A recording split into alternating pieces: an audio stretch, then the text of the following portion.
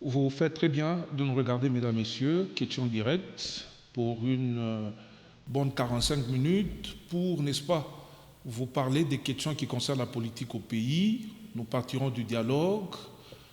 Tshisekedi a jeté les dés, mais il faut qu'il mette les opposants en confiance avec certaines préalables. Par exemple, sur soir, cette loi référendaire qui a déjà été adoptée au Parlement et aussi d'autres des preuves de décrispation, par exemple libérer les prisonniers politiques. Nous allons en parler dans cette émission. L'an 1 de Martin Kazembe Choula, il était face à la presse okatangaise ainsi que celle quinoise. Il a parlé, mais nous allons revenir sur certaines zones d'ombre.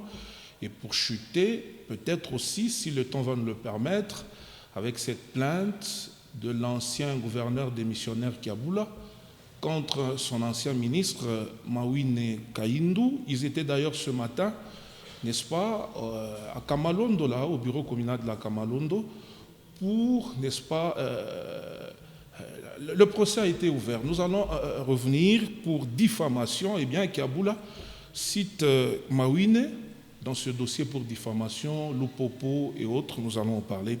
Bienvenue à tous, mesdames et messieurs. Maître Passim Mayo Kiambe Bakanabadimba, il est conseiller en matière de communication du gouverneur de province au cadre du parti politique UDPS et de cette structure, la COPOP, dont il en est le président national.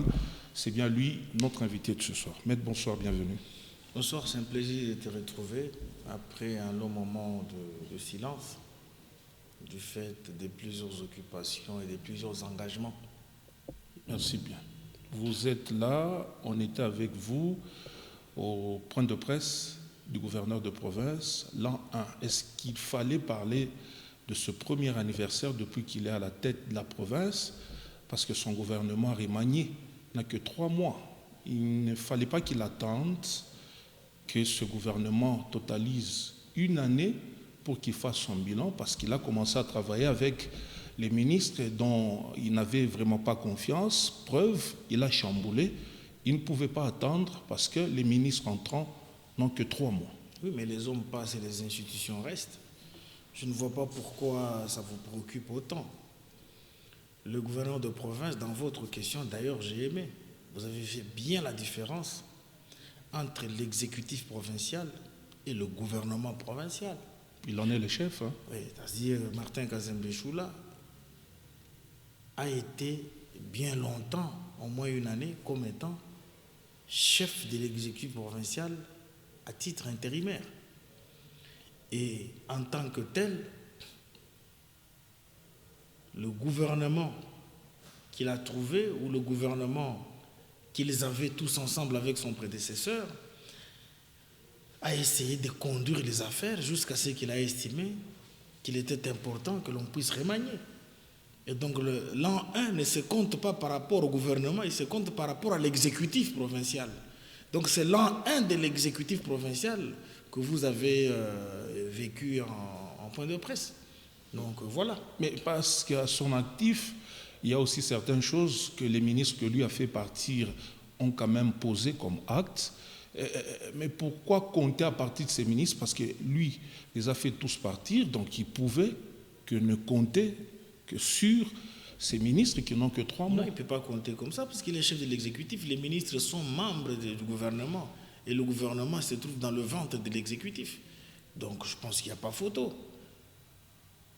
Les ministres provinciaux en droit administratif sont des simples exécutants sous la houlette du chef de l'exécutif provincial. Pourquoi vous ne dites pas alors, pourquoi ne devait-il pas lancer les travaux avant qu'il ne puisse remanier, et après qu'il ait remanié, au lieu de les avoir lancés avant le remaniement? Donc c'est bonnet blanc, blanc bonnet. Et où pouvons-nous le caser aujourd'hui? Un gouverneur de la rupture, du redémarrage, de la continuité? Bien, ben écoutez, ça dépend de quel côté vous êtes. Hein. Ça veut dire, dès lors que le gouverneur accède à ses fonctions, il a posé en même temps des actes de rupture, des actes de continuité. En même temps, c'est un gouverneur des choses novellées. Donc il a 3 casquettes dans l'affaire. partant du principe, les hommes passent et les institutions restent. On ne peut pas philosopher sur le fait que... Je prends un exemple. Le projet de l'aéroport de la Loiseau a été lancé avant qu'il ne soit gouverneur AI. Et c'est le ministre Jean-Pierre Bemba qui est venu le lancer, puis ça relève du pouvoir central. Mais voilà qu'il est devenu gouverneur AI. Lorsqu'on a posé la première pierre, c'est son prédécesseur ayant démissionné qui était présent. Mais lorsqu'on a commencé à exécuter les travaux, vers l'évolution des travaux, mais c'est lui qui est allé en inspection. Les hommes passent et les institutions restent. Et le palais de la justice? Oui, mais il en est de même. D'ailleurs, le palais de justice était en train de risquer l'arrêt. Je t'ai dit autrefois qu'il y avait un sérieux problème de financement. Donc il aurait fallu que Kazembe Choula soit là, dans l'esprit du bien faire et de garder une certaine continuité. Il appuie sur un bouton pour que l'écoulement s'efface et que les travaux aillent de l'avant. Et le chef de l'État viendra l'inaugurer.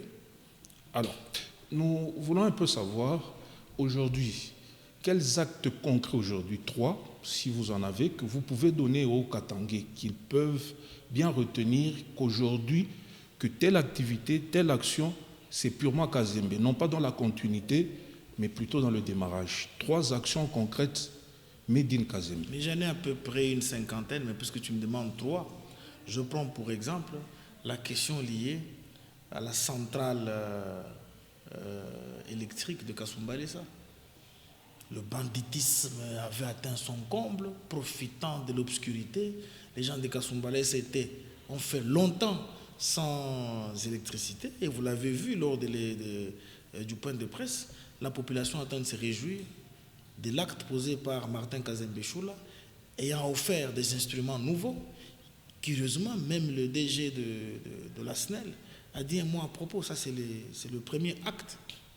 Le deuxième acte, je vous parle par exemple du pont reliant la Katouba et la commune annexe, puisque la population était coupée du monde. Il fallait par moment faire la ronde du rail, soit faire la ronde des Kayelele, pour essayer de se retrouver vers les lieux d'activité, etc., etc. C'est le plus long pont dans l'histoire de la ville de Lubumbashi que l'on a offert. Vous avez vu les images. Ça, il s'agit là, encore une fois, de l'œuvre de Martin Kazembe Choula. Je vous donne... Là, dans la continuité, ce pont, c'est à Kasungami, vous dites? Si, je parle de Kasungami. C'est pas Kabila qui avait commencé avec ses travaux? Non, renseignez-vous très bien. Je vous donne un autre exemple. Martin Kazembe Choula constate que la province était sous déficit. Il a trouvé une province en déficit. Tu allais apprendre demain qu'il y a un entrepreneur ou un quidam que je ne sais décide de sceller le palais du gouvernorat au motif que nous avons trouvé des myriades et des myriades de dettes, tantôt sous nantissement, tantôt sous obligations non réalisées, tantôt sous des dettes à volonté, tantôt sous des dettes gardées sous connotation politicienne.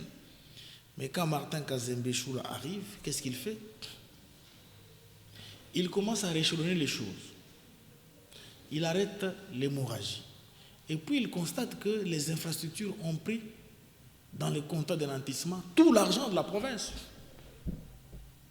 Georges Mawine l'a dit ici. Je l'ai vu quelque part, je lui ai même dit, j'ai dit, je t'ai suivi à partir de Kin, mais dès lors que je suis arrivé au gouvernement, je constate que ton propos là était réel. C'est comme ça que Martin Kazembe Choula décide de mettre fin à la gabégie qu'il avait trouvée en créant des ateliers de génie civil, et lesquels ateliers ont reçu plus de 200 engins sur fonds propres. Et c'est de cette manière-là que vous m'avez demandé 3 éléments. Nous étions obligés d'exposer ces engins afin que l'opinion sache que c'est sur fonds propres que nous avons été ces engins. Désormais, il n'y aura plus question de contrats de nantissement dans lesquels il y aura des rétrocommissions et de bénéfices de l'indu, OVD, Office des routes, des PIAT. Voici les instruments que nous mettons à votre disposition pour le bien-être de la province en particulier et le bien-être de la République en général. C'est ainsi que vous avez vu ces engins être déployés à Sakanya, à Mokambo. Quand je cite déployés, ces travaux lancés à Kasumbalesa, à Kipushi, vous avez vu cela à Likasi, vous avez vu cela à Kambove, vous avez vu cela à Kasenga. Je viens de Kashobwe avec le gouverneur, nous avons fait 4 jours. Je t'informe que c'était ma première fois d'arriver à Kashobwe. J'ai été déboussolé par rapport à Kashobwe d'hier qui était couvert par les médias et Kashobwe placé sous le pédestal développementaliste et progressiste de Martin Kazembe Choula. Je te signale que quand on nous parlait de Kashobwe hier, on nous donnait l'impression que c'était une contrée de la République sous monopole de quelqu'un qui faisait développement. Mais quand on arrive là-bas, mon cher ami, mais tu vas faire couler les larmes. Et donc pour les gens de Kashobwe, il aurait fallu un certain Kazembe Choula pour sortir cette population du gouffre. Nous avons non seulement inauguré les programmes de 145 territoires, écoles et hôpitaux comme à Mokobe, dans les secteurs de Bakunda. Même le pont, la route de Kassomeno qui vous amène vers Kashobwe, c'est la même route qui vous amènera vers Moba. Un pont était tombé. Le pont a été construit par l'office de route dans le programme de 145 territoires. Nous avons fait la ronde des collectivités où nous avons posé des pierres pour lancer les travaux, des hôpitaux et des écoles. Des endroits, mon cher ami, tu vas te dire, mais est-ce que ça c'est au Congo ou c'est pas le Congo? Il aurait fallu qu'on y lance des écoles, on y lance des centres de santé. Ça ne s'est pas limité là. À Kashobwe, là-bas, il n'y a même pas d'antenne de Vodacom, hein, ou d'antenne de RTL ou de communication. Il aurait fallu Martin Kazembe Choula. Il place dans chaque village des écrans géants pour que les gens s'informent de ce qui se passe réellement au pays par rapport à la RTNC, par exemple. Et qu'à l'occasion, par ricochet, les gens suivraient la Coupe du Monde et bientôt ils vont suivre la Coupe d'Afrique. Mon cher ami, nous avons trouvé l'hôpital de Kashobwe sans électricité, coupé. Martin Kazembe Choula apporte un nouveau groupe électrogène. Donc vous m'avez demandé 3 choses. Je vous cite simplement 3 choses. C'est comme ça que vous avez vu les images où, je ne sais pas, je peux les appeler les Kashobwéens, puisque si je fais la logique avec Zimbabwe, Zimbabwéens, Kashobwe, Kashobwéens, qui est en train de chanter Kazembewe Suninkolobwe. Simplement parce que le gars a posé des actes. Et puis je te signale que l'insécurité battait son plein. Au point de voir ces différentes contrées de l'extrême sud-est être en proie à un mouvement d'insécurité ou d'insurrection. Il offre des canons rapides de sécurité à l'armée, à la police, environ 10. Et moi j'ai vu. Je suis même monté dans les canaux rapides pour que je m'en imprègne un peu. Donc, j'ai cité 3 choses pour lesquelles vous vouliez que je me limite. Vous traînez beaucoup plus les pas du côté Kasenga, Kashobwe. Je suis parti de Kasumbalesa. J'ai parlé de Mokambo, de Sakanya. Je n'ai pas encore posé la question. Oui, parce que vous dites que vous traînez les pas. Vous répétez la même question. Je vous ai parlé de Kasenga autrefois. Vous dites, mais vous traînez de Kasenga. Laissez-moi poser la question. Ouais. Laissez-moi poser la question. Vous êtes beaucoup plus dans ces contrées-là. À ce point de presse, si un journaliste de Kambov, par exemple, vous parlez de PDL 145 territoires, que là-bas, ça n'avance pas. Le gouverneur a reconnu cela, mais ce que vous dites ici, c'est tout le contraire de ce que Kazemba a reconnu. Le programme de 145 territoires n'est pas un programme provincial. Oui, il l'a dit. C'est un programme qui est géré par le pouvoir central. Mais quand vous inaugurez à Kasenga, où vous venez de citer, vous l'avez fait en tant que qui? Vous dites vous venez de parler que vous avez posé des actes dans le projet de PDL 145. L'inauguration. Oui, puisque... Vous allez inaugurer quelque chose que vous n'avez pas commencé. Mais si, mais puisque le gouverneur de province est à compétence générale, mon ami. Tous les gouverneurs le font dans toutes les provinces où les travaux ont pris fin, puisque les ministres du pouvoir central ont besoin du rapport. Et quand vous inaugurez, il y a un représentant qui est là-bas. Il ne faudra pas que l'on se pose des questions un peu... de manière... donc vous n'appuyez rien dans le PDL 145 territoires, même si rien n'est fait, donc vous ne regardez, vous n'attendez que Kinshasa réagisse. Non, c'est ce que vous ne comprenez pas. Kinshasa a le pouvoir de contrôle. C'est la raison pour laquelle on a changé les autorités au COPIREP. Vous n'en parlez pas. Pourquoi?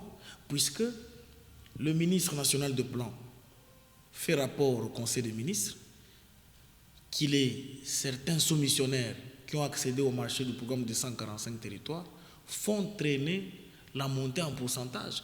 Puisque quand Tshisekedi accède au pouvoir, nous étions à 60%, que je ne m'abuse, des résultats du programme de 145 territoires dans son premier palier. Et pour le reste, on a vu que, surtout dans la province comme la Tchouapa, comme le nord Ubangi, comme le sud Ubangi, où il y a eu un retard dans l'exécution. Et par toute faute de conséquences, ils ont monté une commission qui ferait la ronde. Mais où est-ce que l'on empêcherait un gouverneur de province que l'on attend à pouvoir livrer un centre de santé, livrer une école, de ne pouvoir pas le faire et faire rapport à qui de droit? Il ne faut pas oublier que, autant qu'il y a un ministre national de plan, il y a un ministre provincial de plan, les rapports seront faits à Kinshasa. Quant au retard, par exemple, dans un coin du territoire de Kambove sur l'exécution du programme de 145 territoires, cela ne relève ni de la responsabilité de la province, ni du pouvoir central, mais plutôt du soumissionnaire qui n'est pas arrivé au bout de son exécution. Pourtant, l'argent avait déjà été donné. Ce sont des impondérables en matière conventionnelle, surtout quand il s'agit de contrats de construction ou de travaux publics ou aménagement de territoire. Alors, où vous en êtes avec Malta Forest, l'avenue de la Katouba? Vous avez parlé du problème de nantissement. Il faut d'abord évaluer ce qui a été fait, mais les travaux reprennent quand? Oui, mais les travaux vont reprendre puisque c'est un contentieux administratif qui trouve bientôt accostage. Et puis les travaux vont reprendre. Mais je vous signale que, par exemple, l'avenue Moulongo vient de finir. Vous êtes sans savoir que c'est une avenue qui avait été lancée hier et jetée aux oubliettes. Mais quand il a tapé Taloche sur table, vous avez vu les résultats. Donc ça veut dire, il a pris le bâton de commande, cependant qu'il s'est retrouvé devant une province qui est en déficit. Je me rappelle d'une question que vous m'avez posée autrefois. En tant que vice-gouverneur, n'avait-il pas vu cela? Moi, j'ai répondu, j'ai dit, il a vu, mais il n'avait pas la capacité de pouvoir booster les choses. Mais maintenant qu'il a le bâton de commande, en voici des résultats positifs. Alors, l'histoire, on ne l'efface pas. Le marché musée que vous voulez, c'est pas mettre à 3 niveaux avec parking et autres. Mais en entre-temps, ces marchands-là, vous les casez où? Si, alors, d'abord, la question de la construction d'un nouveau marché est une question de développement. Pourquoi? Puisque le nombre de la population a augmenté. Lorsque vous avez l'historique de ce marché-là, Lubumbashi n'avait même pas 1 million d'habitants quand ce marché avait été construit. Mais nous sommes en train de concurrencer 5 millions ou 7 millions d'habitants en ce jour, sans compter les enfants de la rue, tous les mineurs, les marchands pirates, etc., etc. Nous-mêmes, quand nous allons à ce marché-là pour acheter, mais ce sont les badauds qui nous casent là-bas. Pourquoi? Puisqu'il n'y a plus de place. Et la stratégie qui a été prise, c'est laquelle? Il faut aller en hauteur, comme Zando à Kinshasa, même si Zando a un grand espace par rapport à nous, puisque Zando se trouve entre 4 ou 5 communes. Mais nous, ce marché ne se trouve que, sauf erreur de ma part, qu'entre 2 communes. Alors, ça veut dire, qu'est-ce qu'il faut vu... C'est un marché de la commune de Kampemba, ça. Je dis, ça ne se trouve qu'entre 2 communes. Oui. Oui. Alors, mais on s'est dit, mais qu'est-ce qu'il faut pour sortir la population de cette impasse? On construit un nouveau marché qui va aller à 2 ou à 3 niveaux et on essaie de créer 2 parkings. Et vous avez vu les images qui ont été exposées par l'entrepreneur. Donc ça, c'est une question de développement. Il n'y a pas de débat. Ça nous permettra aussi de bien gérer l'arrêt des bus Mandevou-Kenya, l'arrêt des bus Mandevou-Kalibuka, puisqu'il y a un sérieux problème. Il y a des camions qui sont du côté du marché Kabasele, ou l'ancien marché Kabasele, si je peux appeler ça comme ça. Il se trouve un sérieux problème de parking. On ne sait pas passer. Ce parking sera toujours au marché musée là-bas? Si, mais ça veut dire que le marché sera en hauteur et on crée un parking en sous-bas pour permettre l'accès facile, même si le parking qui sera créé sera payant. Puisque dernièrement, nous étions en train de payer quand on parque au niveau du marché Lunsonga et on nous donne un petit ticket pour dire vous avez parqué, vous recevez. Mais on souffrait. Il y avait même un sérieux problème de sécurité. Nombreux ont perdu des choses dans des véhicules au niveau du marché. Mais maintenant, le placement des marchands. Alors, il y a 3 endroits qui ont été ciblés. Le premier endroit, c'est l'ancien marché Ndaya ici. De quel côté? Du côté de la morgue de la SNCC. Il y avait un marché à l'époque. Le marché qui avait brûlé là. Bon, je ne sais pas s'il avait brûlé, mais il y avait un marché au Zaïre qui, par la suite, est devenu une cité ou un quartier. Alors, mais il est resté une portion importante qui sera en train de répondre à la SNCC. Et donc, vu l'urgence et la nécessité, on ne va pas faire de l'expropriation, mais on va faire une réquisition pour raison d'intérêt général. On place certains momentanément là-bas. Dans l'histoire, il y a eu un marché au Kanvango. Ce marché a été éteint avec, je crois, l'arrivée de l'AFDEL, que je ne m'abuse. C'est-à-dire, on va placer aussi ces gens-là momentanément là-bas. Puis, vous êtes sans savoir que le marché de la Kamalondo avait pris feu. Et les gens se trouvent en train de vendre aux abords de la route. On ne sait pas vendre à l'intérieur. Et qu'est-ce que nous allons faire? On va réhabiliter ce marché où on va faire vite un hangar pour permettre à certains d'être placés dedans. Et donc, vous avez 3 endroits comme ça qui vont régorger les marchands. Vous le faites pendant combien de temps? Vous commencez quand? Il y a des questions qui se font mêler. Les travaux, déjà pendant que je te parle, à l'instant où je te parle, on est en train d'identifier les marchands. Le ministre des Infra, et je crois c'est aussi de l'économie, sont en train d'identifier les marchands. Il y a des commissions qui ont déjà été créées. Il y a des réunions qui se sont suivies. Même les comités du marché des vendeurs ont été reçus en réunion de conseil. Les identifier pour quel but? Mais c'est pour leur replacement. On les identifie pour le replacement. Alors, une fois le marché là, musée rénové, vous faites maintenant quoi pour la réintégration dans ce marché? Voilà, c'est pour ça que vous avez utilisé le mot qu'il fallait. Vous avez utilisé le mot qu'il fallait. C'est-à-dire? Vous avez utilisé la réintégration. Puisque ces gens-là ont des documents qui attestent qu'ils sont vendeurs du marché Lunsonga au marché au musée. Lorsqu'ils seront replacés et que le marché prend fin, ça sera fait comme ça a été fait à Zando. D'ailleurs, ce marché-là que vous appelez musée aujourd'hui... Mais à Zando, rien n'a été fait jusque-là. Non. Rien n'est fait. Ne tenez pas un propos péremptoire. Tu sais qu'il a chassé les gens qui étaient là aux encablures du marché. Il a chassé les gens qui étaient aux encablures puisque les encablures dérangeaient la finalisation des travaux. Et puis ce marché pirate-là avait engorgé les voies publiques qu'il fallait désengorger. Donc vous parlez de l'ordre public qui a été troublé dans la salubrité, dans la tranquillité publique, pendant que moi je vous parle du marché lui-même proprement dit. J'ai dit que le marché au musée, quand il était marché Lunsonga, encore une fois il avait été détruit. Et quand on l'a détruit, on a construit un nouveau marché que l'on a appelé marché musée Laurent Désiré Kabila. Et les gens qui étaient partis avaient été replacés pour être réintégrés par la suite. Donc c'est la même gymnastique qui sera faite. Rien n'est nouveau sous le soleil. Les travaux pratiquement commencent quand et pour quelle durée? Mais vous avez vu. C'est déjà affiché là-bas. Et c'est affiché. Les débuts de travaux. Non, mais s'il vous plaît. Le début, c'est à quand concrètement? Parce qu'ils sont encore là, vous êtes en train de les identifier.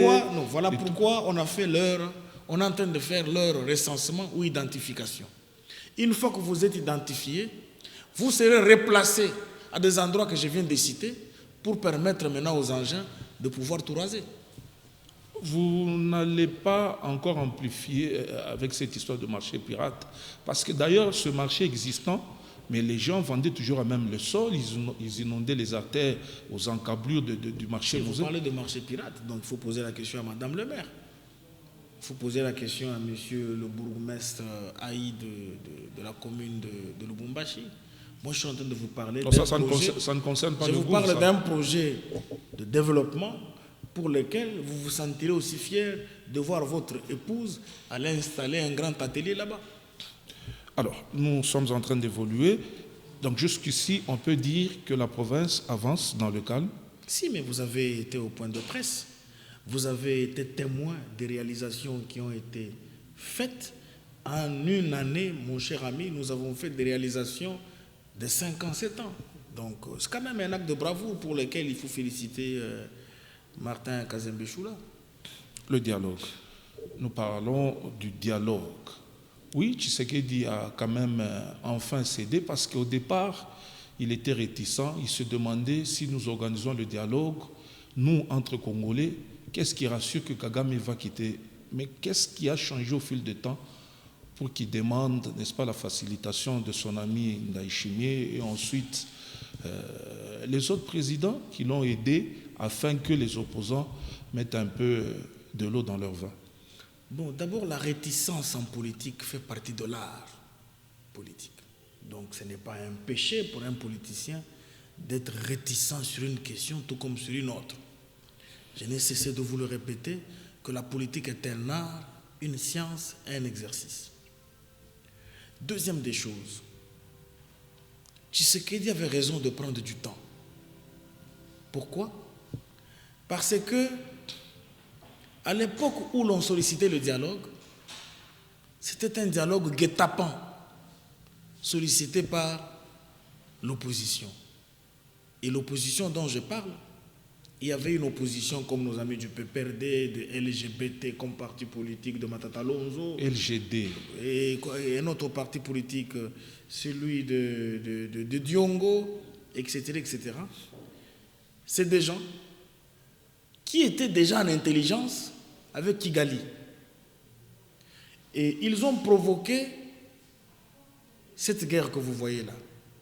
Dieu merci, ils ont fini par sortir la tête au fil des ans, en se faisant effectivement dénicher comme étant ceux qui pilotaient ce mouvement de l'AFC M23 Rwanda. Mais si Tshisekedi avait convoqué un dialogue à l'instant là, ça serait un dialogue piégé. Pourquoi? Puisque les enfants de Kagame seraient dedans et on allait plomber la République. On ne peut pas aller au dialogue avec des gens qui vous planifient un coup d'État. Les gens qui vous planifient un coup d'État n'ont pas de place dans un dialogue. Ils ont choisi l'écoulement du sang. Ils ont choisi la voie illégale. C'est comme ça que Tshisekedi avait raison de prendre du temps, de s'informer, d'arrondir les angles, de faire des recoupements. Pour preuve, vous avez vu. Et les gens continuent à se faire arrêter. Je vous donne un exemple. Outre les arrestations des gens comme Minakou, Chadari et que sais-je encore, avec des preuves patentes, en contact direct, vous êtes sans savoir que certains Mobondo ont même dit qu'ils allaient chercher l'argent chez Chadari. Et ces gens-là criaient dialogue.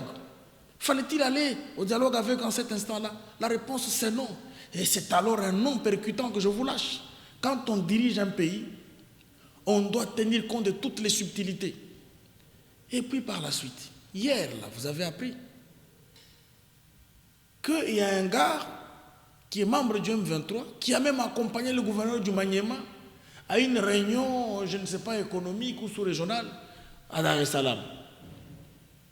Aujourd'hui, Tshisekedi, sur le plan de l'information, des renseignements, il a atteint son comble. Même ceux qui sont en train de s'envoyer des images de nudes sur WhatsApp, c'est comme ça que tu as appris qu'il y a un prélat qui réclamait le dialogue. Les services de sécurité ont ces sextapes. Vous comprendrez pourquoi bientôt certains vont marcher à quatre pattes. C'est de la politique, mon cher ami. Donc il n'était pas temps à cette époque-là de pouvoir convoquer le dialogue. Alors, parce qu'il à l'instant, j'ai fini là, c'est très important. À l'instant, je pense que Tshisekedi me semble avoir réuni tous les éléments, puisqu'en politique, on ne réunit toujours pas tout. Même Mouzé, lorsqu'on est allé aux accords de Lusaka, il pensait que tout était réuni. Mais c'est quand il arrive à Kinshasa qu'il se rend compte qu'il a été grugé. Et par toute voie de conséquence, qu'a-t-il dit? Les accords de Lusaka ont failli à ses objectifs. C'est de la politique. C'est la raison pour laquelle Ndayishimiye est effectivement entré en danse. Pas pour aider Tshisekedi, mais pour aider la région de Grand Lac. Dans la mesure où... Ils sont amis quand même. Hein. Mais peu importe, nous faisons de la politique. Et c'est une question diplomatique. Il y a aussi des Burundais que nous avons aidés à retourner chez eux. Il y a quelques semaines, je viens de Kinshasa, d'une tripartite Burundi, HCR, RDC. Donc ce sont des choses qui se font entre nous, vous en faites pas. Ça veut dire, Ndayishimiye a réuni les confessions religieuses. Il a réuni les opposants.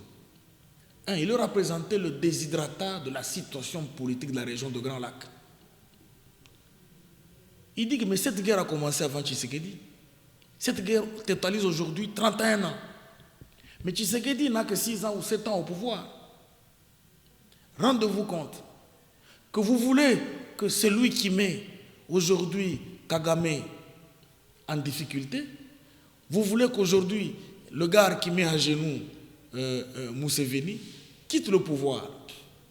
Je ne vois personne, alors personne, que vous soyez en soutane, en col pastoral ou leader politique populaire, que vous puissiez résoudre la question du Grand Lac de la manière dont vous l'empruntez. C'est comme ça que vous les avez vus tous tenir des points de presse où ils ont essayé de faire une espèce de rétropédalage. Mais on accuse Ndayishimiye, il n'est pas médiateur, il cherchait à faciliter ce dialogue.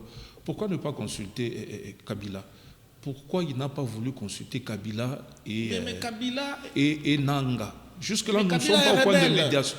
Non, facile, entendre quand même, c'est juste entendre. Mais c'est ce que je dis. Mais la question de Kabila, de tous ceux qui versent le sang de la population là-bas, est traitée à Doha et à Lomé. Ndayishimiye a estimé que... Mais là-bas, ce sont des rebelles, non? Vous traitez avec eux là-bas. Mais vous ne me comprenez pas. Oui. C'est une mathématique politique simple. On ne peut pas mélanger les choux et les chèvres dans cette question de dialogue. À partir du moment où, avant que Tshisekedi ne sorte son ordonnance, le droit international avait déjà provoqué 2 dialogues. Le premier dialogue, c'est entre Tshisekedi et Kagame à Washington. Le deuxième dialogue, c'est le dialogue entre les enfants de Kagame qui versent le sang de nos frères dans le nord Kivu, dans le sud Kivu, à Doha. Et Doha estime que l'accord de principe a été signé. Doha a panspilaté, ou s'est panspilaté de l'affaire entre les mains de Faure Gnassingbé et Adema à Lomé. Mais une histoire qui relève déjà du droit international. En vertu de quoi on la prendrait pour venir compliquer les bidons dans le dialogue interne? C'est illogique. Mais quand il demande à Mbongo d'aller dire, parce que l'Ambongo l'a dit, que le dialogue doit être inclusif, il sous-entend quoi? Si, mais écoutez, mais dès lors que le même Mbongo qui a parlé du dialogue inclusif a cité expressis verbis l'agresseur, j'avais l'impression qu'il allait réunir dans sa soutane. À partir du moment où, de tout ce temps, ce gars n'a jamais cité l'agresseur en face, il n'a jamais pointé l'agresseur du doigt, et la suite c'est laquelle? Ils ont même fait la ronde des États, de certains États du monde, au point que le secrétaire ou le président de la CENCO va lâcher à vos confrères de Radio Vatican et d'une chaîne que je ne sais pas, que partout où on allait, on était en train de nous donner de l'argent. C'est-à-dire, il bouffait l'argent de Museveni, il bouffait l'argent de Kagame, il bouffait l'argent du bandit de Nairobi là-bas. Donc ça veut dire, quand il parvient à pointer du doigt l'agresseur, dites-vous qu'il y a évolution en soutane. Mais et puis quand on le pointe, c'est tout. Mais l'inclusivité... C'est pas tout quand vous dites c'est tout, c'est un discours péremptoire. Après avoir pointé du doigt, c'est eux-mêmes là qui ont convoqué les opposants pour leur exposer leur déshydratat après la rencontre avec le chef de l'État. Mais c'est pas Tshisekedi qui a déjà nommé Mbongo comme médiateur ou la CENCO? Nous n'avons nommé personne. Mais ça se dit que c'est Mbongo qui facilitera ce dialogue quand il va vers l'opposition lui demandant de surseoir d'abord sa marche. Les Mbongo... Attends, parce que vous parlez simplement d'Mbongo. Bon, là, je prends la CENCO, Mbongo en tête. Si, mais vous parlez simplement de la CENCO. Oui. Vous oubliez les églises indépendantes, les églises de réveil. Vous avez vu Jibaya Mapia là-bas.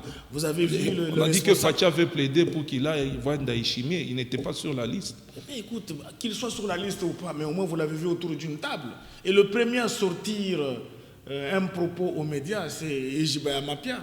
Donc ça veut dire que c'est un discours pour enfants quand on dit il n'était pas invité mais il était venu. Mais nous, c'est les résultats qui nous intéressent en politique. Ce n'est pas comment on y va, comment on commence. Ça, c'est sans importance.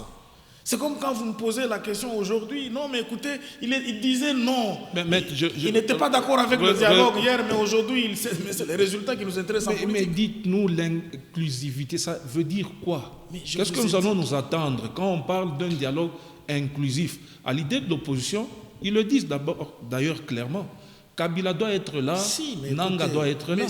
Mais ils savent, écoutez, s'il vous plaît, les partisans de la Kabylie rwandocratique. Vous les piégez.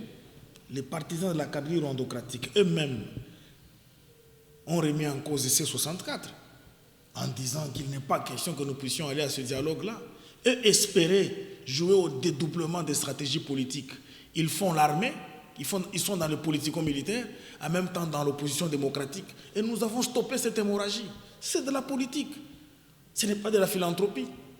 Donc ils ne viendront pas à ce dialogue-là.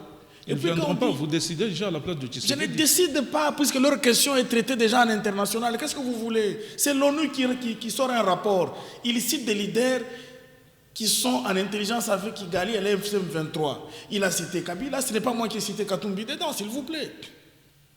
C'est le Conseil de sécurité qui a pondu son rapport. Il y en a eu débat hier, encore une fois, vous avez entendu. Donc il ne faudra pas qu'on pense, puisque c'est la tête de Tshisekedi qui dérange, on lui colle tout. Mais Tshisekedi n'est pas le président de l'ONU. Mais il a quand même un ultimatum jusqu'au 15 août. Hein. Qui ça? Tshisekedi. L'opposition lui a dit pour organiser ce dialogue. Et il doit décrisper la situation. Vous parlez de laquelle opposition? Je parle de C64 qui a parlé. C64 a parlé. Il faut être précis. Que nous lui donnons la date ultime, le 15. S'il n'organise pas, nous rentrons dans les rues pour lui demander de partir. Si, alors, ils peuvent rentrer même dans la rue même maintenant, puisque... Donc ce dialogue, vous ne le faites pas de bonne foi. Non. Vous êtes contraint de le faire. Mais eux, quand ils déclarent... Apparemment, vous n'avez pas besoin de la paix. Vous n'avez pas besoin de la paix. S'il vous plaît. Mais eux, quand ils déclarent, ils nous lancent l'invective des ultimatums. Oui, jusqu'au 15 août. Mais laissez-moi parler. Vous pensez qu'ils le font de bonne foi? La bonne foi, vous nous l'exigez simplement à nous. Mais vous ne voulez pas l'exiger au C64. En plus de cela, l'opposition dans ce pays, ce n'est pas simplement C64, s'il vous plaît. Tu sais que Tshisekedi est le seul à se battre contre 5 races d'opposition. 1. Il se bat contre une opposition politico-militaire à Doha. 2. Il se bat contre une opposition prétendument sous la connotation de C64. Tshisekedi se bat contre une opposition intraparlementaire qui est chapeautée par Christian Mwando. Tshisekedi se bat contre une opposition favorable à pouvoir participer au débat du changement constitutionnel, chapeautée par l'équipe de Pati Katanga. Tshisekedi se bat même contre l'opposition de C5. Maintenant, j'apprends qu'il y a aussi C6. Ça veut dire qu'il ne faudra pas que l'on puisse prendre le monopole de l'opposition, la donner au C64 mais qui est d'ailleurs en dislocation. Il y a des leaders majeurs quand même. Vous ne pouvez pas prendre un leader de C5 aujourd'hui pour le comparer à C5. Vous êtes minimisateur. Non, je parle des... Vous êtes minimisateur. Mais quand vous nous parlez du Sphinx, qui c'était le seul opposant, vous vantez Étienne Tshisekedi. Je ne le vante pas, mon cher ami. C'était une réalité que même vos confrères des médias internationaux n'ont cessé de ressasser depuis 1990. Ils ont présenté l'UDPS comme étant le principal parti d'opposition. Ce n'est pas moi qui le dis. Et aujourd'hui, l'UDPS, alors nous allons... Comment faire les choses maintenant? Donc il y aura des concessions que vous allez faire. Ce sera un dialogue de cohésion politique, de cohésion nationale ou de partage de postes. Mais c'est la question la plus intelligente que vous me posez depuis le début de cette émission. Je commence à me rendre compte que c'est maintenant que l'émission vient de commencer. Maître. Pourquoi? Maître. Puisque c'est une question trilectique que vous avez soulevée. Est-ce que ce sera un dialogue de cohésion nationale? Je dis évidemment oui. Nous traiterons de la question de cohésion nationale sur base des causes que ces gens-là vont présenter, puisque dans ce dialogue-là, il n'y aura pas qu'opposition. Il y aura même société civile. Il y aura même le Bundu Dia Congo dedans. Il y aura même le Ngunga Africa. Chacun viendra poser le problème. Aujourd'hui, nous allons mettre à l'ordre du jour la question de la cohésion nationale. Où est le problème? On verra si ce sont des problèmes réels ou ce sont des problèmes mensongers. Mais ça sera traité.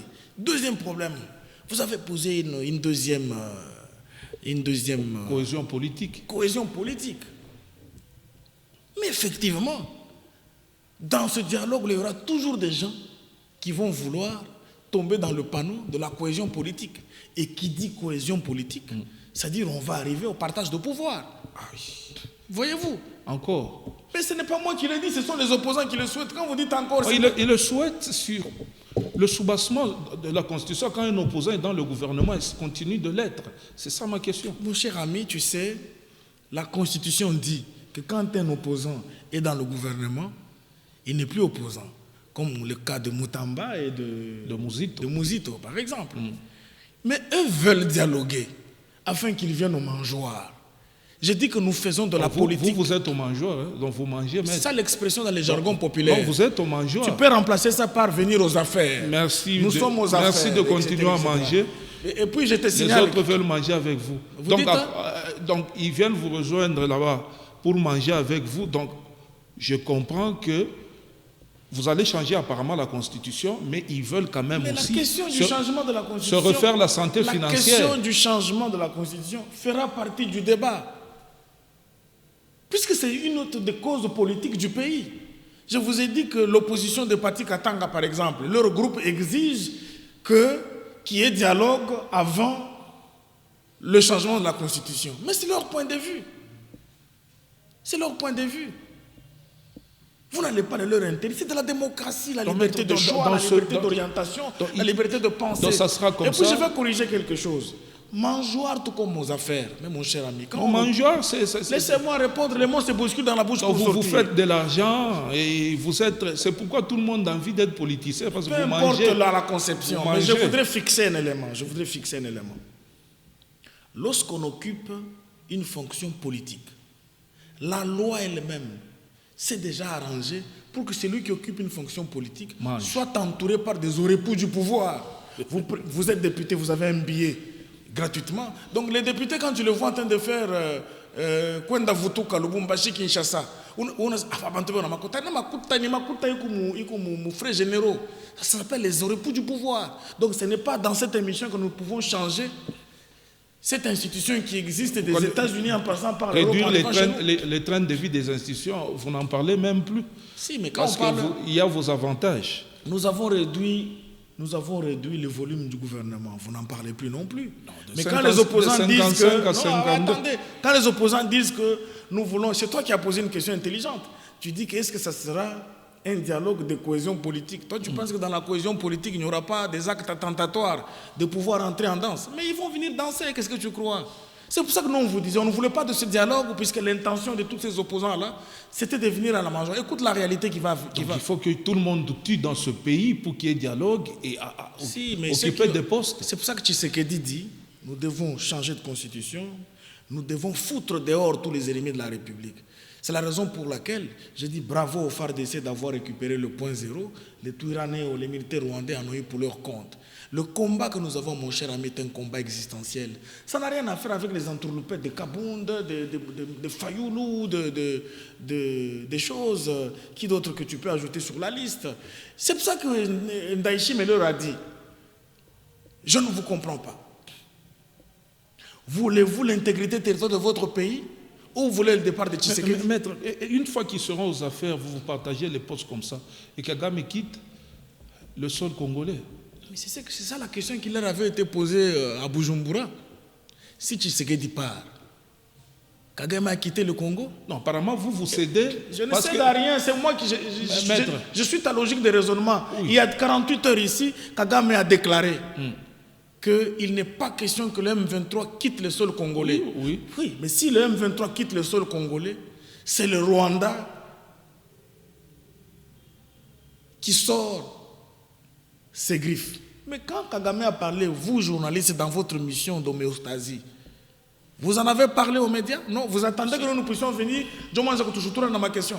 Est-ce que Moukini n'est pas Yetu? Vous prenez le peuple en otage. Quel peuple en otage? Vous voyagez dans les frais généraux et tout, vous venez de c'est lui qui prend le peuple en otage. C'est lui qui prend le peuple en otage. Bantu bana fura et victoire ya FARDC. Bana wa ba jeune 16. Mugoma na Mubukavu, à Mousseme. Qui a dit qu'on n'a pas parlé?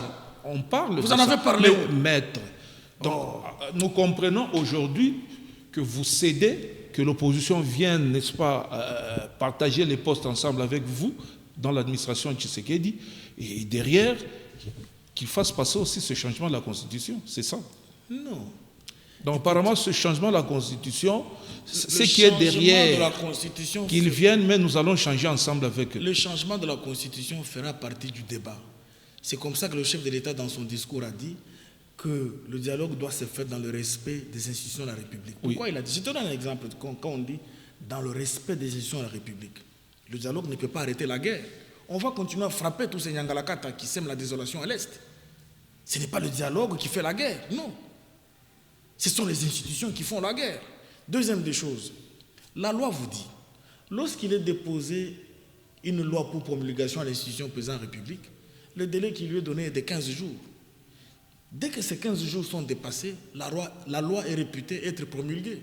Ce n'est pas moi qui l'ai dit, c'est l'actuelle Constitution. Et ça a déjà été déposé, la loi sur le référendum, portant organisation de référendum. Ce n'est pas la loi sur le référendum, c'est la loi portant sur les modalités d'organisation du référendum. Mais c'est ça qu'on a dit, il faut qu'il montre quand même les bonnes intentions, de sursoir d'abord, lui, c'est ça qu'il a montré quelles bonnes intentions.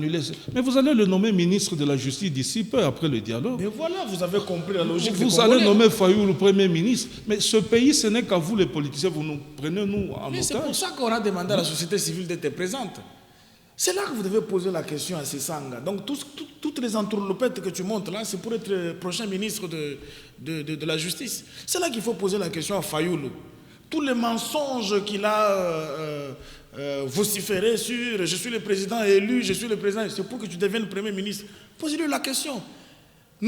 Écoutez, nous sommes au pouvoir. Nous faisons partie de ce qu'on appelle de la mouvance. Et nous sommes en plein mandat légitime. Mais l'opposition, c'est... Une année et quelques mois, là. Peu importe, mon cher ami.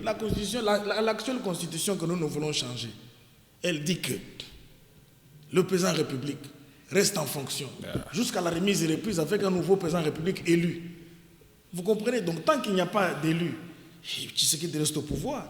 Ils nous ont empêchés, ils disent non, mais écoutez, il n'y aura pas de référendum sans le Nord Kivu, le Sud Kivu, par mensonge d'opposants. Il faut dire qu'il n'y aura pas de référendum sans Goma, sans Bukavu, sans Massissi. C'est une partie du Massissi, du Nyiragongo et de Rutshuru. Puisqu'il y a des gouverneurs qui dirigent encore des parties importantes de ces provinces-là. Posez-vous la question. Quand on dit allons aux élections générales, ce sont les territoires qui votent ou ce sont les populations qui votent? La Constitution dit le mandat de 5 ans. Peu importe. Mais c'est la même Constitution qui dit que tant qu'il n'y a pas élection, celui qui est là reste en fonction. Ce n'est pas moi qui le dis, c'est la Constitution de Kabila. Là, vous allez donner raison à Fayoulou de dire que Tshisekedi travaille de connivence avec Kagame pour vraiment pérenniser cette guerre et traîner au pouvoir. J'ai suivi le discours de Fayoulou, c'est un discours du détracteur. Fayoulou a déclaré ici, non, nous voulons avoir une ville morte. Très bien. Mais l'hôtel de son épouse, là-bas, Faden House, était rempli de clients. Les gens continuent à danser.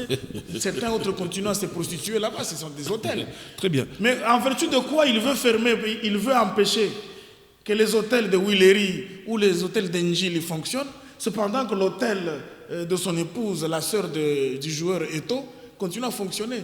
N'est-ce pas la politique de 2 poids et 2 mesures? Et vous créez la confusion dans l'opposition. Il surseille, n'est-ce pas, la marche du 22, mais Katoumi n'a pas été d'accord. Hein. Et les autres disent à quoi sert maintenant la C64? Il faut la dissoudre. Il fallait marcher. C'est le peuple qui a demandé à ses opposants de marcher. Sans la consulter, eh bien, il décide, n'est-ce pas, de renvoyer Sénédier cette marche. Mais que vive la démocratie! Est-ce qu'il revient à moi d'aller mettre les mots dans la bouche de Katoum? Je n'en ai pas besoin. En tout cas, je n'en ai pas besoin. Ce n'est pas la pomme là, du jardin d'Éden que vous avez fait manger l'opposition. Vous parlez peut-être avec eux. Ils font le jeu de Tshisekedi, Fayoulou. Mais écoutez, le même parti là-bas, Ensemble, ce n'est pas pour le changement. Lorsque Christelle Mvouanga postulait comme étant candidate à la rapporteur adjoint du bureau de l'Assemblée nationale, un poste qui revient à l'opposition. Mais Mwando Simba est parti s'est comporté en un délégué. Laissez-moi parler, c'est mon français. C'est Clotilde Moutita, je voulais simplement vous dire, c'est Clotilde Moutita. Peu importe, je vais arriver à Clotilde Moutita. C'est même là que je voudrais d'ailleurs que, écoutez, si moi j'étais Christian Mwando, j'allais ressusciter le parti de mon père. Puisque tu peux te diriger, ni mutotowa. Ouais, quand tu es parti à Babako, donc ça veut dire, lui-même en politique a visé Christian Mwando, il est allé voir le secrétaire permanent de l'Union sacrée, Mbata Betoukoumé Soumango, pour lui dire, nous venons solliciter les voix de la majorité afin que la candidate officielle, voici les termes utilisés, vous avez encore la vidéo, Madame Clotilde, l'honorable Clotilde Moutita, prenne place. Ainsi, le mot d'ordre a été donné. Clotilde Moutita est passé avec le voix de la majorité de Tshisekedi. Un peu comme Kassavou était passé avec le voix de la majorité de Lumumba en 1960. Donc il ne faudra pas qu'on trompe l'opinion. Nous ne sommes pas des ennemis. Ceux qui sont ennemis, ce sont ceux-là qui ont pris les armes et qui ont été cités par l'ONU. Merci bien. Nous allons chuter. C'est un peu comme quand je vois les réalisations de Martin Kazembechou là, dans les territoires de Puerto de Kassenga, c'est pas tout ce qu'on raconte Kachobwe.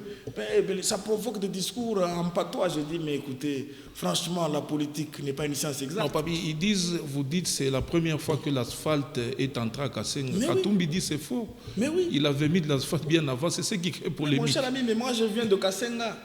C'est qui crée polémique. J'ai dit que moi je viens de Kassenga. Je t'ai dit que les gens de Kassenga là-bas, je ne sais pas si on peut les appeler comme c'est Kassenga. On cherche un pays qui finit avec A.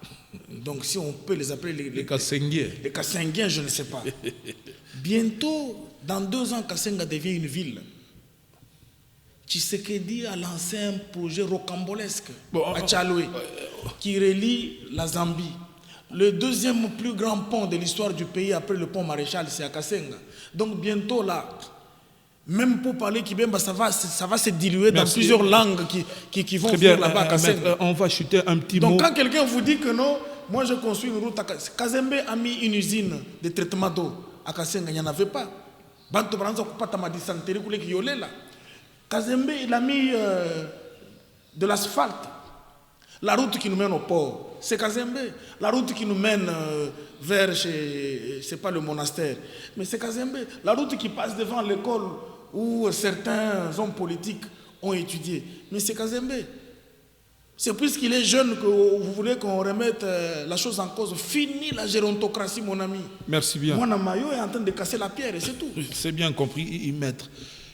Georges Mawine vient d'être porté plainte par Jacques Kaboula Katwe pour diffamation. Vous dites quoi? Est-ce propre aujourd'hui? Les gens qui ont travaillé ensemble, des collaborateurs, aller jusqu'à ce niveau, c'est quoi votre appréciation par rapport à ceci? Bon, je ne vais pas parler comme politique, non plus comme membre du cabinet du gouverneur, je vais vous parler comme avocat. Oui. Ce n'est pas moi qui ai envoyé Mawine d'aller consulter un avocat. D'abord, on consulte l'avocat. Puis, deuxième des choses, la Constitution reconnaît le droit à toute personne majeure, même exceptionnellement toute personne mineure par représentation ou par autorité tutélaire, lorsque la personne se trouve lésée dans ses droits, de saisir la justice.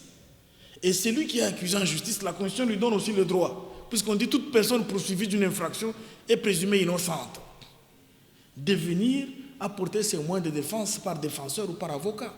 Donc, la loi a déjà tranché cette question. Moi, je ne vois pas la raison pour laquelle vous m'invitez à ergoter tout autour. Autant que Mawine a droit de se défendre, autant que le cité en justice a aussi droit de se défendre. Apporter les preuves ou se défendre? C'est ce que je dis. Il a dit, c'est lui qui doit apporter. Vous soulevez une question de droit judiciaire. Mawine a droit de se plaindre en justice.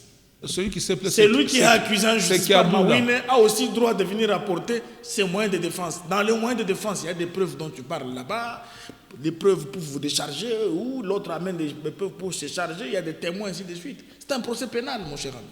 Merci bien. Il y a la liberté de la preuve qui entre en ligne de compte. Vous soutenez quand même Mawine?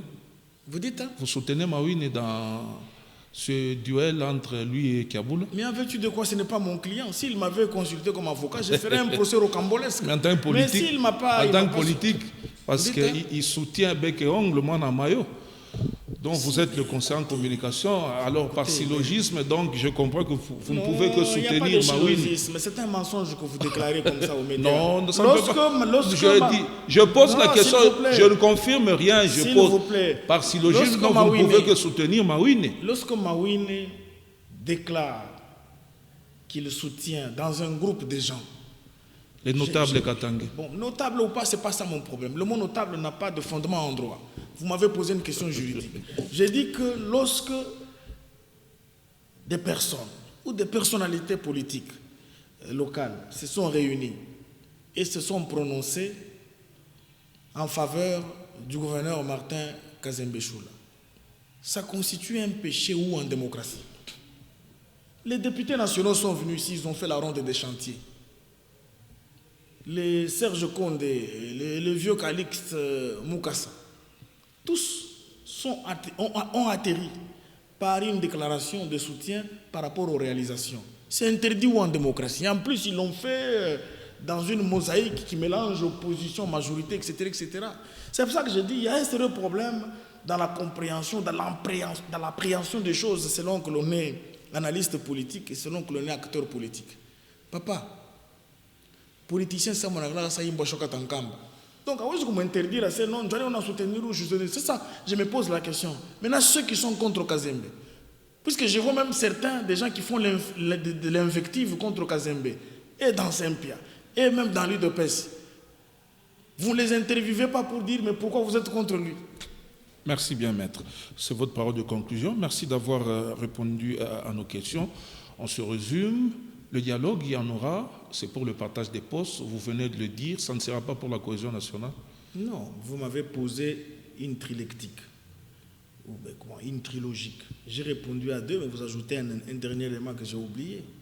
Mais écoute, la cohésion nationale, quelqu'un comme Mukwege, il est partisan de la cohésion nationale. Question de foutre dehors tous ces Nyangalakata qui sèment la désolation. Papa, vous jouez avec 10 millions de morts. Hein? Vous jouez avec 31 ans de guerre. Même l'Angola d'à côté ici n'a pas fait 31 ans de guerre. Cohésion politique? Oui, mais j'ai déjà répondu par rapport à la cohésion politique. Et enfin, le partage des postes, vous êtes pour? Non, attends, tu vois ce qui va se passer. Voici le scénario. Le C64 là va éclater. Il y aura des gens qui vont vouloir venir aux affaires et d'autres qui bouffent l'argent de Kabila, qui vont vouloir le témoigner solidarité pour justifier l'argent qu'ils reçoivent. Ils vont rester en dehors. Mais entre-temps, le train sera déjà en marche. Ce n'est ni le fait de venir aux affaires, ni le fait de s'extirper du dialogue qui va arrêter la machine de guerre de Tshisekedi contre l'agression rwandaise. Et le changement de la Constitution? C'est une question qui demeure. Pourquoi? Parce que c'est une question démocratique. Ceux qui sont contre sont aussi libres d'être contre. Voilà pourquoi. Mais cet enfant que vous avez arrêté à Kassenga, pourquoi? Moïse a levé le ton. Vous dites? Vous avez arrêté un enfant mineur de 17 ans parce que... Vous avez arrêté un enfant mineur. Je fais un discours indirect de Moïse Katumbi parce qu'il a filmé les gens qui étaient contre le changement de la Constitution. Vous l'avez arrêté, il est ici, à Lubumbashi, semble-t-il. Ouais, d'abord, je vous informe que ce discours-là est un discours mensonger. De qui? Moïse Katumbi? Deuxième des choses, les gens que l'on présente comme étant interpellés, c'est des gens qui ont été interpellés. Ce n'est pas un enfant qui a été interpellé. Sinon, vous voulez traiter Dicapente des menteurs. Et puis, troisième des choses, c'est une procédure qui est en phase préliminaire. S'il y a un mineur, mais qu'est-ce que tu veux? Il sera envoyé au parquet, le parquet reçoit le dossier, puis on l'envoie à la Kenya au tribunal pour enfants. Quand on est contre le changement de la Constitution, il faut non, être je dis que vous dites qu'il a été arrêté puisqu'il est mineur. C'est moi qui te réponds en droit. Non, je n'ai pas dit parce qu'il est mineur. Il est mineur et pour avoir filmé les gens qui disent non au changement de la Constitution. La loi Kolongele et la loi Mouyaya interdit de filmer les gens contre leur volonté. C'est une infraction. Alors, mais s'il a été arrêté pour avoir filmé les gens contre leur volonté et que par la suite il sera acheminé devant le juge, où est la dictature? Où est la violation de la loi? Il n'y a pas de violation de la loi. Merci, maître. Mineur soit-il, je crois qu'il répondra devant le juge constitutionnel. Mais je voudrais quand même dire un mot par rapport... On termine, on est déjà à la fin, maître. On conclut. Je veux dire un mot à propos du boucan qui se passe autour de la marche de la province. surtout en l'occurrence sur ce qui concerne mon parti, l'UDPS. Je dis qu'en tant que membre de ce parti, je voudrais inviter toute la base de l'UDPS à la raison. Pourquoi? Lorsqu'un enfant est habitué à voir ses parents se battre, et puis par la suite, ils se réconcilient.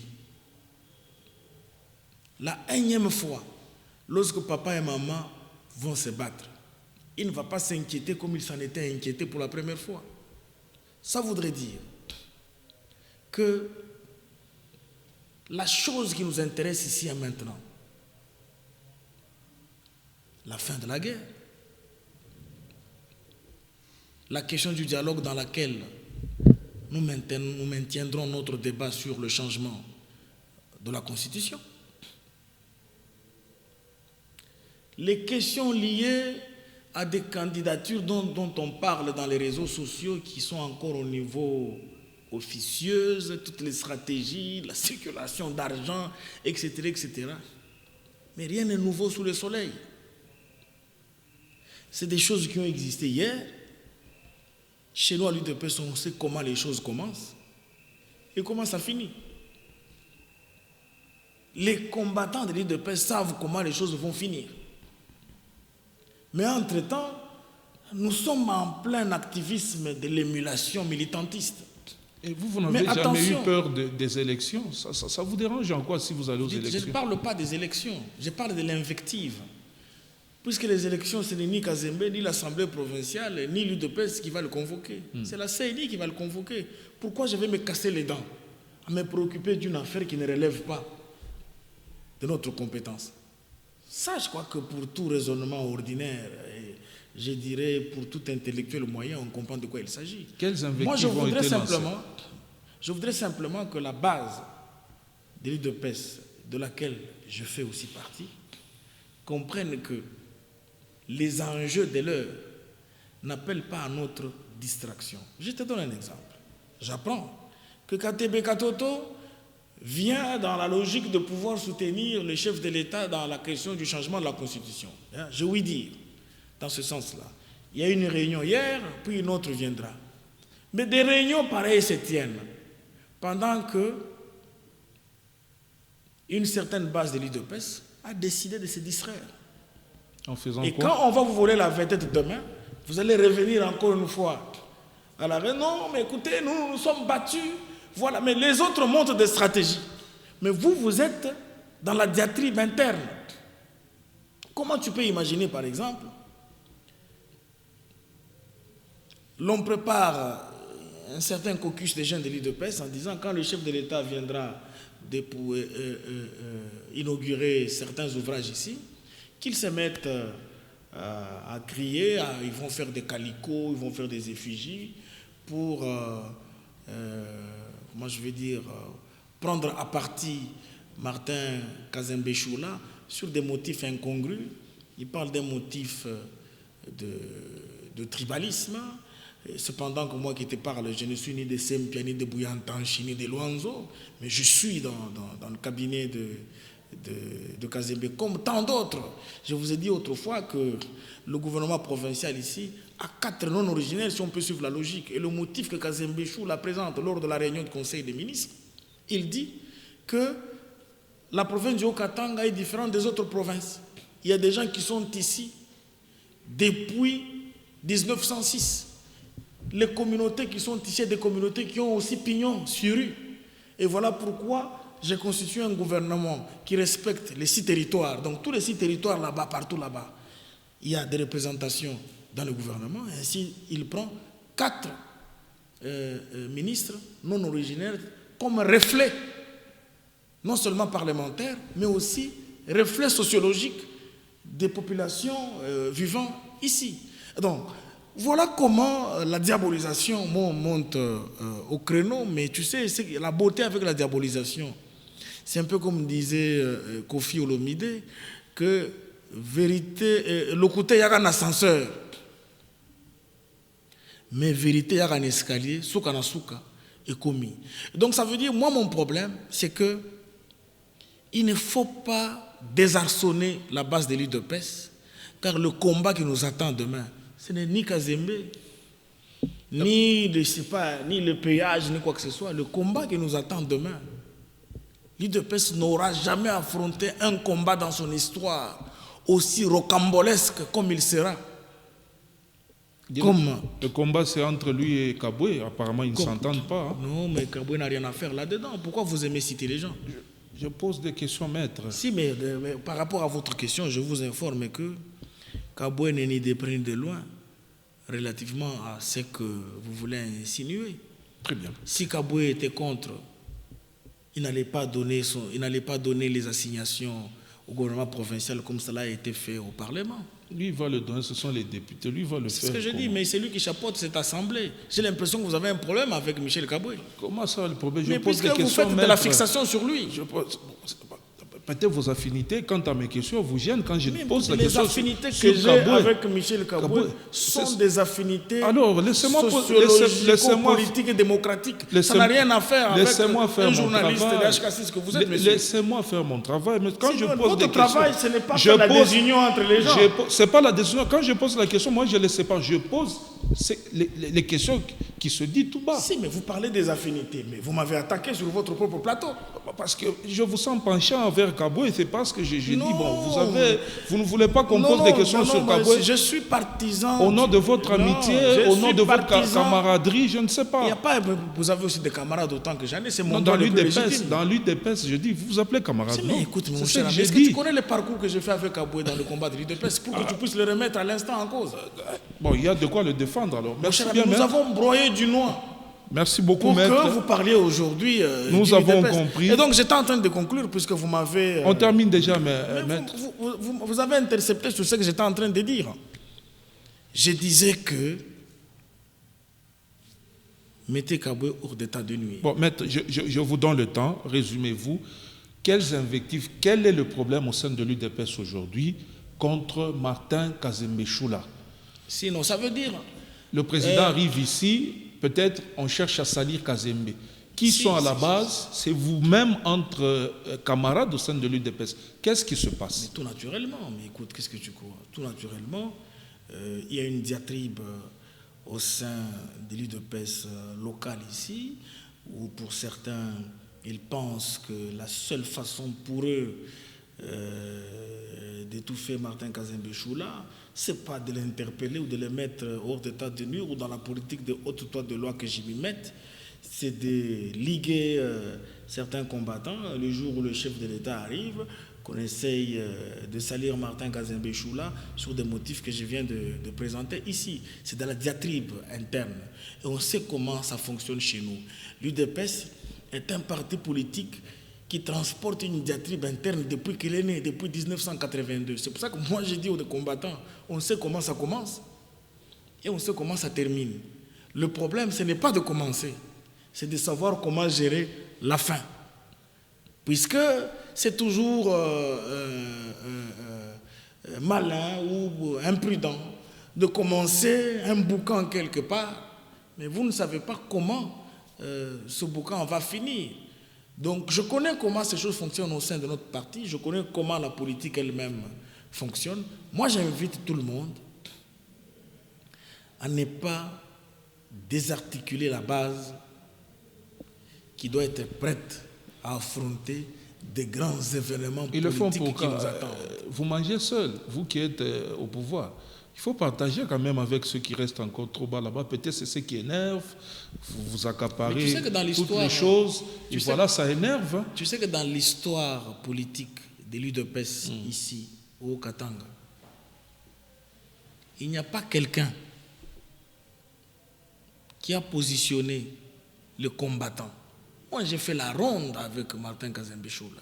J'ai trouvé des combattants de l'UDPS en train de travailler dans le territoire de Kambové, positionnés à gauche, à droite. Seulement que nous sommes un grand parti politique, ce n'est pas par un coup de bâton magique que tout le monde viendra aux affaires. C'est comme un poste qui revient à un économiste.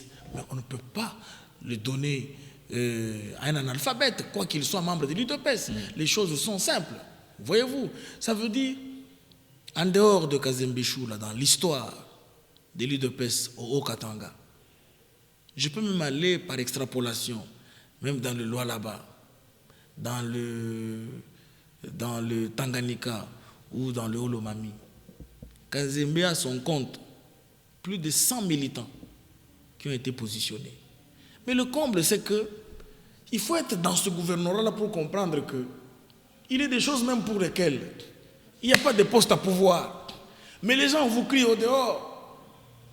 Non, Shibana Toacha, ainsi de suite. Mais à un moment donné, vous réfléchissez, vous dites, bon, comment il faut faire? Il faut faire. J'ai vécu cette réalité même quand j'étais directeur de cabinet à Kinshasa.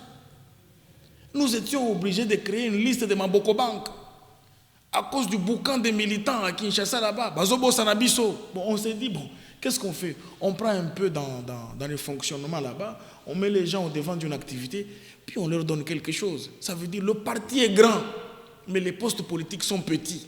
Nous avons accédé au pouvoir, nous avons trouvé un pays à 90% de chômeurs. Donc ça veut dire, quand on parle des chômeurs, c'est y compris les gens de l'UDPS.